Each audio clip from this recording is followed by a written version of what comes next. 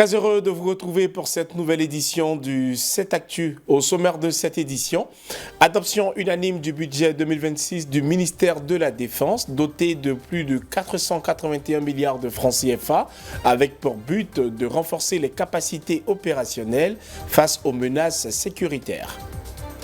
Célébration mondiale du 10 décembre rappelant l'importance de la liberté, de l'égalité et de la dignité pour tous et soulignant le rôle des institutions et de la société civile dans la protection des droits de l'homme.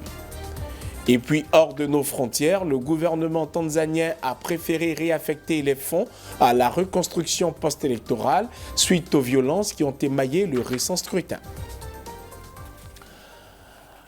Avant de développer ce titre, il faut savoir qu'à Abidjan, le docteur Lassina Diarra a présenté son tout nouvel ouvrage consacré au phénomène djihadiste en Afrique. La séance de dédicace s'est transformée en une rencontre scientifique de haut niveau avec un panel d'experts réunis autour d'une question centrale, État djihadiste en Afrique, mythe ou réalité. L'objectif de cette initiative, mieux comprendre le terrorisme pour mieux le combattre. Le reportage est de Steve Djenikayi.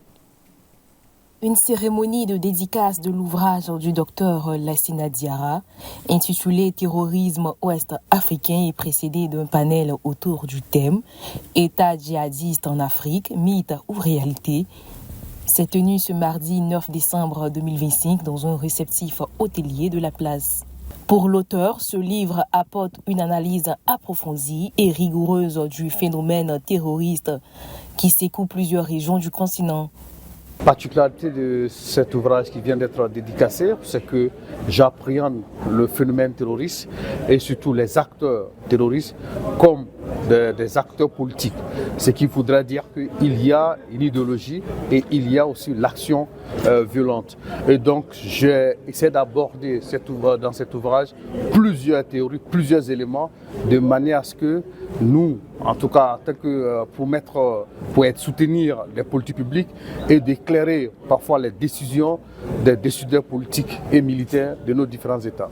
Les participants venus nombreux assister à la cérémonie et au panel ont salué l'initiative et souligné la pertinence du débat. Bon, en tant que criminologue, la question d'éradication, on va dire, est un vœu qui est assez compliqué. Mais en tout état de cause, nous devons pouvoir, pour lutter contre le phénomène, la réponse doit être intégrée. Qu'est-ce à dire? Certes, l'État doit mener des actions, mais les populations aussi doivent pouvoir accompagner l'État. Mais pour ce faire, l'État doit pouvoir être légitime par les populations afin que les actions puissent être mises en œuvre pour faire reculer ce phénomène. Alors ce séminaire, sinon ce panel de haute qualité est pour moi très important car nous avons parlé d'un sujet sensible qui est le terrorisme. Et au cours de ce panel, on a entendu que nous sommes passés d'une guerre asymétrique où on ne voyait pas des acteurs à une guerre réelle. Et donc nous devons prendre au sérieux le phénomène du terrorisme car ce phénomène a sévi dans nos différentes frontières, en l'occurrence dans les régions de Boukani, de Tchologo et de Folon. Et je pense que ce panel, pour moi, m'a appris beaucoup de choses en fait. Je pense que ce panel-là, ce sont des occasions assez intéressantes. L'occasion pour les chercheurs, les étudiants et les experts de questions de terrorisme de se réunir, de discuter et de proposer des solutions face à une menace qui croît de plus en plus du Sahel vers les pays du Golfe de Guinée.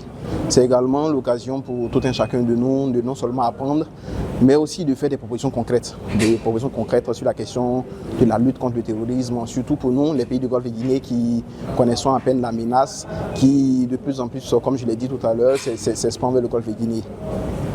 La rencontre s'est achevée dans une atmosphère studieuse et optimiste, nourrie par l'espoir que ces réflexions contribuent à renforcer la compréhension du djihadisme et à soutenir les efforts de lutte contre le terrorisme en Afrique de l'Ouest et dans le Sahel.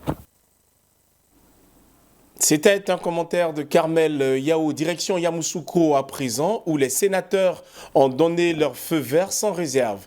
Réuni le 9 décembre 2025, le ministre d'État, ministre de la Défense, Téné Birahima Ouattara, a obtenu l'adoption unanime du budget 2026 de son département, fort de plus de 481 milliards de francs CFA.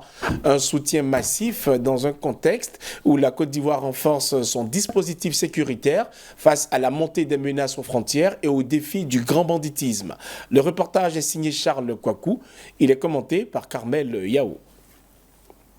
Le commissaire des affaires économiques et financières, présidé par Sissi Mamadou, a reçu le 9 décembre 2025 à Yamoussoukro le ministre d'État, ministre de la Défense, Téné Birahima Ouattara, pour la présentation de son projet du budget 2026.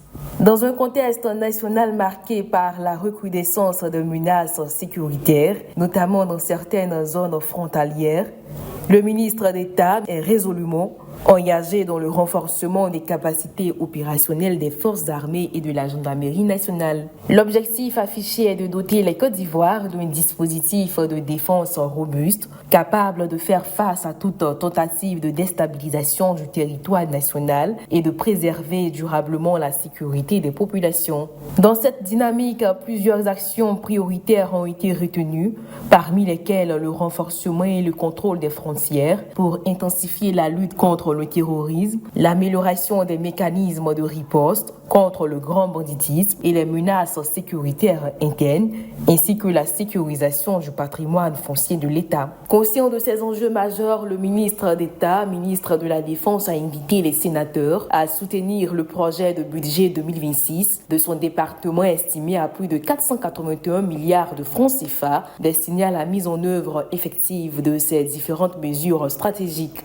Le projet de budget de l'exercice 2026 du ministère d'État, ministère de la Défense, s'élève à 481 milliards 41 millions 827 995 et se décline comme suit: les personnels, environ 126 milliards 360 millions, les biens et services, 195 milliards 405 millions, les transferts, 1 milliard 275 millions environ, et les investissements, 58 milliards.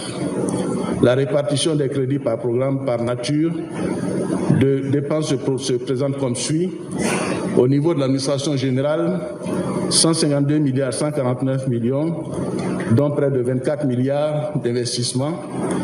En ce qui concerne le programme défense, 198 milliards 907 millions, dont environ 20 milliards d'investissements.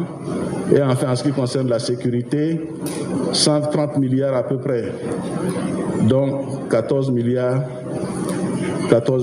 d'investissements.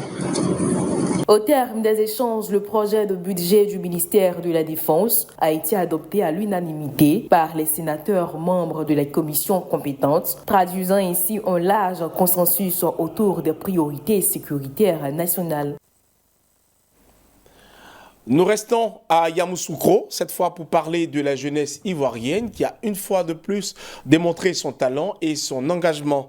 Lors de l'édition 2025 de la cérémonie de récompense des jeunes reporters et jeunes blogueurs, autorités, partenaires et acteurs des médias se sont réunis pour saluer le travail remarquable accompli tout au long de l'année. Retour sur une célébration de l'excellence et de la créativité dans ce point de Charles Kouakou, cette fois commenté par Déborah Bonneau.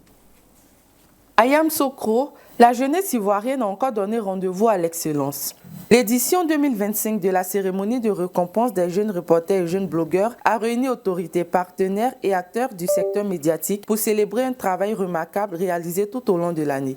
Présent à la cérémonie, le représentant résident de l'UNICEF en Côte d'Ivoire, Jean-François Basse, n'a pas caché son admiration. Il a salué une jeunesse engagée, créative et porteuse d'espoir, rappelant le rôle essentiel des jeunes dans la construction d'une information responsable et citoyenne. À travers cette cérémonie, nous avons vraiment voulu célébrer l'excellence. L'excellence de jeunes qui sont engagés et qui produisent des œuvres de qualité. Le monde est en train de changer Et il s'agit de s'adapter et de montrer de l'intelligence émotionnelle dans tout ce que l'on fait. Et ils l'ont montré au-delà de toute espérance. C'est une jeunesse qui aujourd'hui donne des raisons de croire que l'avenir se présente sous de meilleurs auspices, autant pour eux que pour le pays.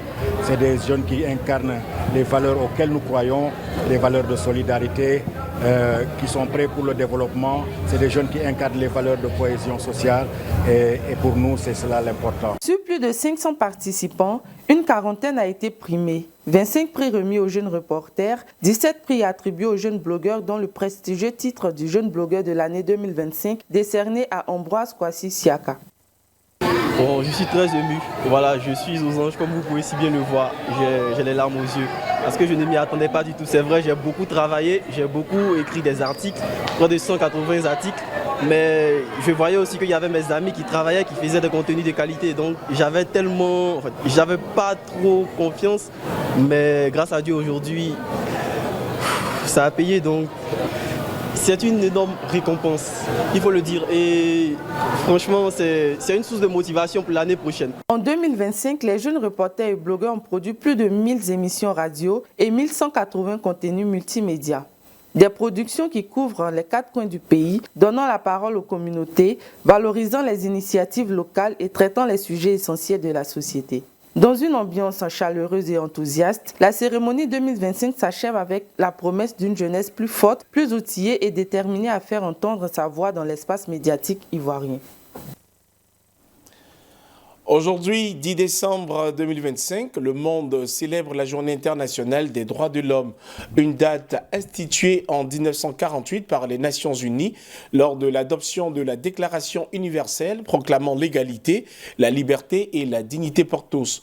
Cette journée rappelle également l'importance du respect des libertés fondamentales et met en lumière les engagements des institutions comme de la société civile en faveur de la protection des droits humains. Un rendez-vous devenu incontournable pour l'agenda mondial pour promouvoir une véritable culture des droits et encourager le respect au quotidien. Et pendant que le monde s'arrête sur la dignité humaine, en Côte d'Ivoire, les regards sont également tournés vers un autre grand événement qui suscite passion et débat. Plus que 2 semaines avant la grande messe du football africain, la grande question demeure, la Côte d'Ivoire conservera-t-elle son titre de championnat? Pour y voir plus clair, le sélectionneur Emerse Faé a dévoilé ce mardi la liste des joueurs retenus. Les détails dans cet élément de Steve Mondwadja, commenté par Zénab Goumbri. Gardien, Yaya Fofana, Mohamed Kone, Alban Lafont. Défenseur, Emmanuel Agbadou, Boli Willy, Ousmane Diomandé, Gela Doué, Ghislain Conan, Odilien Kosounou, Evan Ndika, Christopher Operi, Armel Zouri. Milieu, Seko Fofana, Jean-Philippe Gamin, Chris Inao Oulaï, Franck Kessier, Ibrahim Sangaré, Seri. Attaquant, Vakou Bayo, Omar Diakité, Diallo, Yann Diomandé, Sébastien Haller, Jean-Philippe Crasso, Bazoumana Touré, Wilfried Zaha. Réserviste, Guessan Evan, Guyagon Parfait. 2 absences majeures font déjà parler dans cette liste d'Emerse Faé. Nicolas Pépé, désormais à Villarreal, et Simon Adingra, joueur de Sunderland, ne figurent pas dans l'effectif alors qu'ils avaient contribué au sacre précédent. Emerse Faé explique les raisons de ses choix. C'est vrai que la dernière fois, vous avez comparé de suite la grosse performance de Yann Diomandé à Simon Adingra. Là encore, vous voulez comparer le retour de Zaha avec Simon. Je pense qu'il faut arrêter de faire une fixation sur Simon. Il faut le laisser se concentrer sur son club, qu'il revienne en forme et ne pas penser qu'à chaque fois qu'on prend un joueur offensif, c'est au détriment de Simon Adingra. Non, je pense que c'est 2 profils qui peuvent jouer ensemble. Il n'y a pas de raison qu'on enlève Simon pour faire entrer Wilfried, ou comme ça a été le cas par rapport à Yann. Donc on a pris Wilfried pour ce que j'ai expliqué tout à l'heure.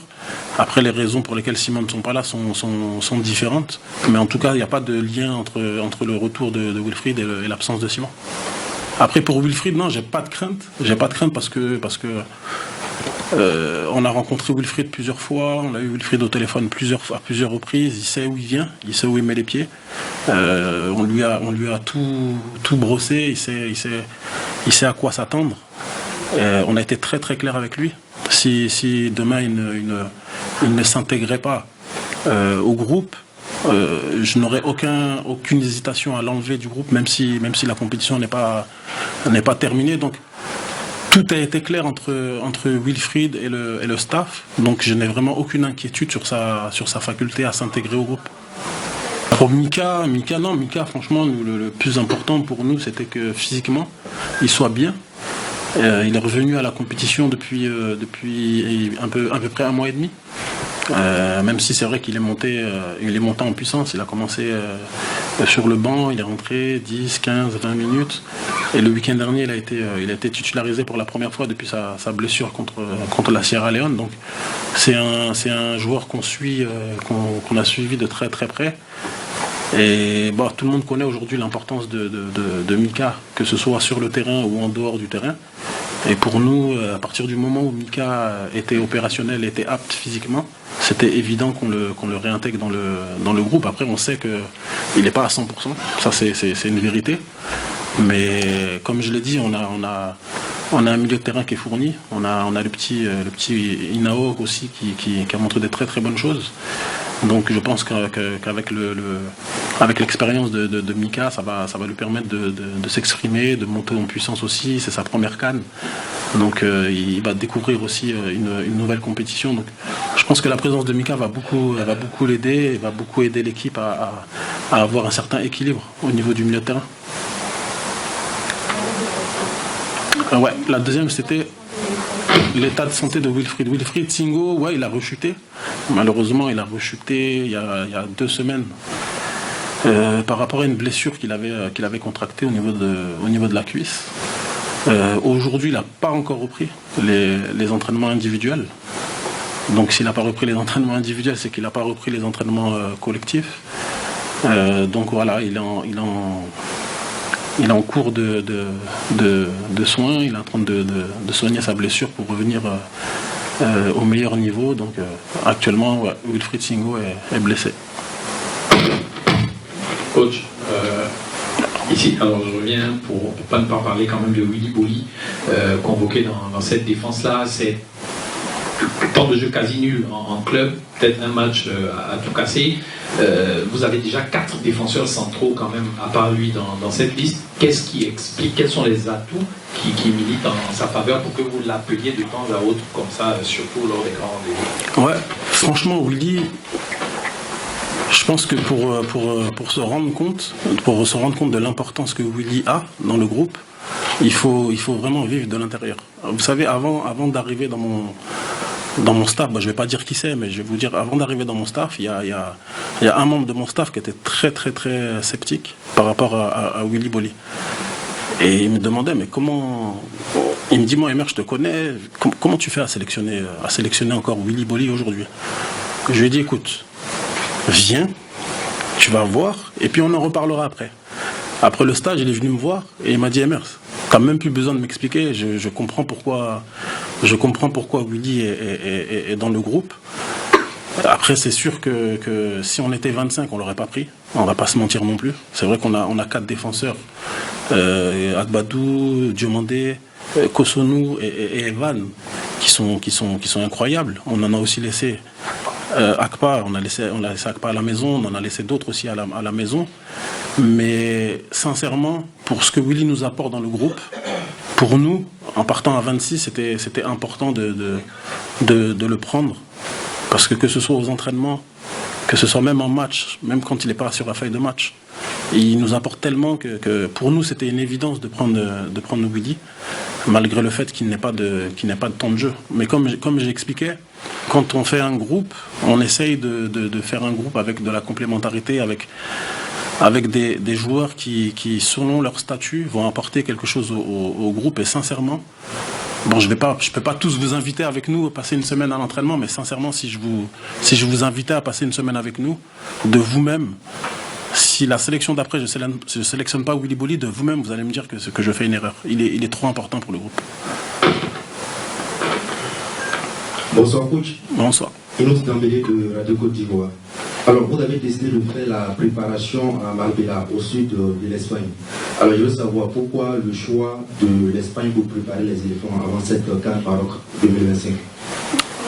Oui, non, parce qu'on a voulu faire une préparation dans un cadre qui avait le maximum de points communs avec ce qu'on allait pouvoir retrouver à Marrakech. Et en même temps, on voulait pas trop vite arriver à Marrakech non plus, parce que on veut aller le plus loin possible. Qui dit le plus loin possible, c'est quasiment un mois et demi ensemble. On voulait pas arriver là-bas trop tôt, donc on voulait un cadre qui ressemble un peu à... Après cette justification du sélectionneur ivoirien, nos équipes sont également allées recueillir les premières réactions des supporters. Ils se sont confiés au micro de Diendi Yinikaï. Je pense que le retour de Wilfried Zaha n'est pas bienvenu selon moi. Parce que à son poste, il y a déjà des jeunes qui sont déterminés, des jeunes qui jouent avec Agne, qui sont prêts à mouiller le maillot. Lui, là, on lui a donné sa chance. Il n'a pas su la saisir, donc je pense que là, maintenant, c'est pas le moment pour lui de revenir. C'est une très belle nouvelle pour nous. Vu sa saison, cette année, ça a été vraiment extraordinaire. On l'a vu, il a performé, il a marqué des buts, il a délivré plein de passes décisives et il a été beaucoup de fois homme du match. Donc, le voir revenir en sélection, c'est vraiment bénéfique, c'est bénéfique pour l'équipe, je vais dire, et bénéfique pour nous, les éléphants, qui supportons nos éléphants, quoi. On est vraiment content, vraiment on est heureux pour ça, vraiment. Et il y a longtemps, il n'avait pas joué même. Il y a longtemps, on ne le voyait plus dans l'équipe. Il a un bon potentiel, ça, là. C'est un bon joueur ivoirien. Donc, lui, là, on sait qu'avec lui, on peut arriver quelque part aussi, avec les autres joueurs aussi. Et ça, c'est un bon pilier pour l'équipe ivoirienne aussi. Le retour de Wilfried Zaha peut apporter quelque chose de positif à la sélection ivoirienne. C'est un joueur talentueux. Il nous a prouvé dans les débuts de la CAN 2015. Il a fait, bon, en tout cas, il était l'un des, piliers de l'équipe ivoirienne. Je pense que le retour de Zaha, c'est une pépite au fait. Je pense qu'il pourra apporter beaucoup à l'équipe ivoirienne concernant les qualifications à l'équipe. C'est juste la clé, c'est ce qu'on recherchait depuis tout ce moment. C'est juste la clé. Donc ça fait plaisir qu'il soit de retour, en fait. Nous sommes heureux de son retour en sélection. Wilfried Zaha s'est retenu en sélection. Déjà, c'est une bonne chose, puisque où il évolue actuellement, il regarde ses matchs assez bien. En sélection, s'il est revenu, je pense que ça pourra aider aussi les éléphants. On n'est pas donné la chance aux nouveaux joueurs, les Bayo Vakoum, les EPG, il y a demandé. Tout ça, c'est bon. En fait, c'est de rythmer un peu, changer un peu. Et toujours, on va venir jouer avec toujours les mêmes joueurs. Là, les vieux, c'est bien, ils jouent bon ballon, c'est vrai, il n'y a pas menti. Mais je pense que cette année, on doit laisser la chance à la jeunesse. Voilà, à la jeunesse, même si c'est moi d'un jeune. Mais il y a beaucoup, cette année, on peut dire, où il joue à Sunderland, il n'a pas prouvé en tant que tel. Or, il y a demandé, c'est un joueur talentueux qui prouve, même actuellement, il prouve. Sa saison avec sa nouvelle équipe, on a vu qu'il a beaucoup été sur le banc de touche, il n'a pas assez joué et même quand il est venu en sélection, il avait du mal à piquer. On le connaît en tant que quelqu'un d'assez fin dans les dribbles et puis dans les centres, mais quand il est venu cette saison-là, même avec les éléphants, on a vu qu'il avait du mal. Et c'est ressenti même à son club parce qu'il ne jouait pas, il était beaucoup sur le banc de touche. Donc, ne pas le voir à ce rassemblement-là, c'est un pincement un peu, mais on n'avait pas le choix. Parce que si on veut gagner une coupe, on va prendre ceux qui sont en forme. Et pour Nicolas Pepe, j'ai un peu de mal parce qu'il a été vraiment performant cette saison avec Villarreal. Donc, je ne comprends pas pourquoi est-ce qu'il n'est pas là. C'est choquant en tout cas, mais sinon, le retour pour revenir à Wilfried Zaha, on est très ravis, on est très contents et on pense qu'on fera une belle CAN. C'est vrai que ça sera un peu difficile, mais il y a des joueurs qui pourront quand même compenser voilà, leur absence. Vraiment, c'est vrai qu'ils sont vraiment forts, ils aident beaucoup l'équipe aussi à avancer, mais on saura se débrouiller quand même. L'absence de Simon Adingra, pour moi, c'est légitime. Parce qu'en club, il n'a pas de temps de jeu. Là, on va jouer une Coupe d'Afrique des Nations. C'est vrai que pendant la CAN 2023, il a démontré. Mais là, on a besoin des gens qui sont en pleine forme, qui ont les jambes pour pouvoir nous accompagner jusqu'à cette finale-là. Par contre, Nicolas Pepe, je pense qu'à son poste, on a vraiment besoin de lui. On a vraiment besoin de lui à son poste. Et je pense que son absence, ça va créer quelque chose de pas trop bon pour les éléphants. Concernant Adingra, je sais que ça va faire beaucoup, ça aura un petit pincement au cœur parce qu'on a tous vu de quoi il est capable pendant la CAN 2024, sinon 2023-2024. Et après le football, retour à l'arène politique où l'événement a été également marqué par des mouvements diplomatiques importants dans l'actualité. En marge de la prestation de serment du président de la République Alassane Ouattara, l'Assemblée nationale ivoirienne a reçu 3 hautes personnalités, respectivement venues de la France, du Maroc et de la RDC. Une visite consacrée au renforcement des relations interparlementaires, mais également à la consolidation des partenariats politiques, nous dit Denis Quadio. En marge de la prestation de serment du président Alassane Ouattara, l'Assemblée nationale ivoirienne a accueilli ce lundi 3 hautes personnalités parlementaires. Yael Braun-Pivet, président de l'Assemblée nationale française, Rachid Talbi El Alamin, président de la Chambre des représentants du Royaume du Maroc, et l'honorable Aimé Bodji Sangara Bamanyirou, président de l'Assemblée nationale de la RDC. Reçus par Adama Bictogo, les délégations ont échangé sur le renforcement des institutions démocratiques, la stabilité politique et le développement de la coopération interparlementaire. Les discussions ont également souligné le rôle essentiel des parlements dans la transparence, la paix et le dialogue entre États. Je voudrais saisir cette opportunité pour traduire ma gratitude et ma reconnaissance à mes homologues qui, à l'occasion donc de cette investiture, ont accepté que nous nous retrouvions ensemble ici, à l'hémicycle, pour évoquer ensemble certains sujets, certains défis à relever. Je voudrais donc, au nom du peuple de Côte d'Ivoire, de l'hémicycle, de notre institution, leur exprimer notre gratitude et notre reconnaissance pour leur présence à l'investiture du président Alassane Ouattara. Les présidents des institutions partenaires ont de leur côté félicité les autorités ivoiriennes ainsi que le président de la République pour la qualité de l'organisation, le bon déroulement de la cérémonie d'investiture et la dynamique positive que connaît le pays. Les parlements, et c'est ce que nous rappelons à chaque occasion, ont un vrai rôle à jouer en ce que nous représentons nos peuples, mais en ce que nous représentons aussi notre diversité politique. Vous savez que Sa Majesté le roi porte la Côte d'Ivoire dans son cœur. Il a visité votre pays plusieurs fois. Il a séjourné ici. Alors, la Côte d'Ivoire, le Maroc, la France et la RDC, le Congo démocratique, nous avons convenu de travailler ensemble, de mettre la main dans la main. Par exemple, aujourd'hui, l'Est de notre pays fait face à une guerre injuste nous imposée par le Rwanda. Et donc, à travers nos parlements respectifs, nous pouvons, à travers la diplomatie parlementaire, agir pour amener le Rwanda à cesser de bombarder les civils au Congo, comme c'est le cas. Pour rappel, la diplomatie parlementaire, aussi appelée coopération interparlementaire, désigne l'ensemble des relations, échanges et actions menées entre parlements de différents pays. Elle complète la diplomatie traditionnelle conduite par les gouvernements et les ministères des Affaires étrangères. Nous poursuivons dans la même dynamique diplomatique avec une délégation américaine conduite par le sous-secrétaire d'État à la Défense, accompagnée de l'ambassadrice Jessica Davis-Ba, accueillie à l'état-major général des armées.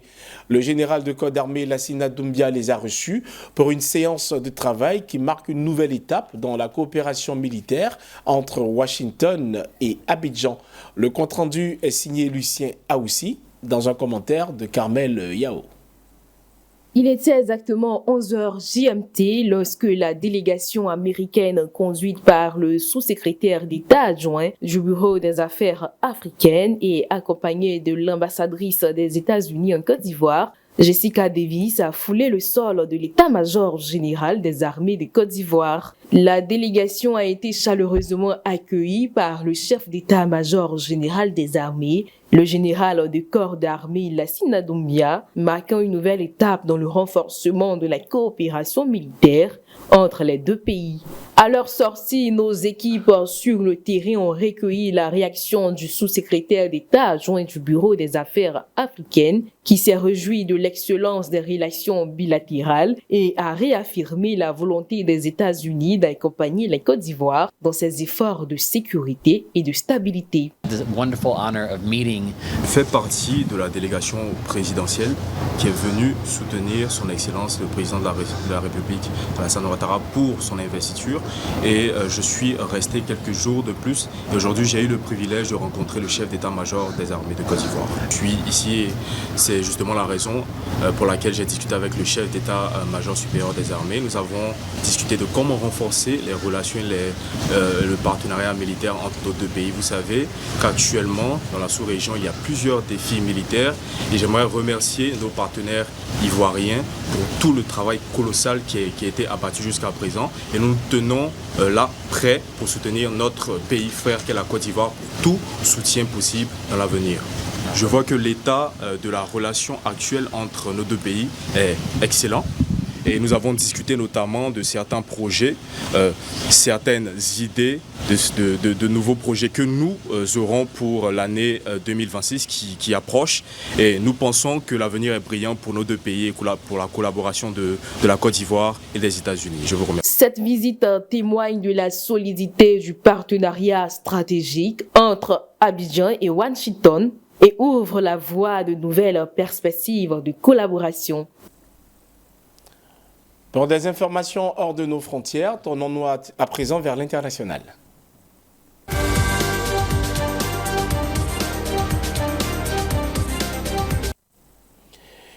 Et c'est en Tanzanie que nous posons nos valises où la fête nationale prévue le 9 décembre a été annulée. Le gouvernement a préféré réaffecter les fonds à la reconstruction post-électorale suite aux violences qui ont émaillé le récent scrutin.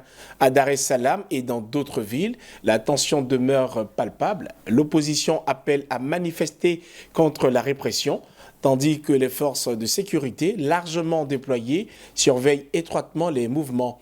Une journée marquée par la nervosité, par des perturbations de circulation et l'inquiétude quant à d'éventuels débordements. C'est ainsi que s'achève ce journal. Merci de nous avoir suivis. Vous retrouverez Ashley Duprat dans la grande édition du journal à partir de 18h30 sur la première chaîne d'information continue de Côte d'Ivoire.